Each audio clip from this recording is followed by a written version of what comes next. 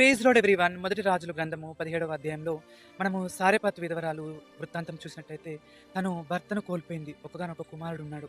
తను తినడానికి తిండి కూడా ఏం లేదండి. గంపలో పిడికెడు పిండి, బుడ్డిలో కొంచెం మాత్రమే నూనె ఉంది.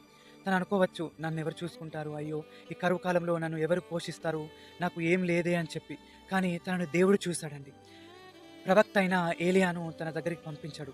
ఆ ఊరిలో ఎంతోమంది ఉన్నారు. కానీ ఆ ఒక్క విధవరాలు దగ్గరికే దేవుడు ప్రవక్త అయిన ఏలియా గారిని పంపించి ప్రవచనం ద్వారా తనకి ఆ కరువు కాలం మొత్తము తన తొట్టిలో పిండి కుదవ కాలేదు, బుడ్డిలో నూనె ఏమాత్రం తగ్గిపోలేదండి. కరువు కాలం మొత్తము ఆ పేద విధవరాలని, తనను, తన కుమారుని ఇద్దరిని దేవుడు పోషించాడు.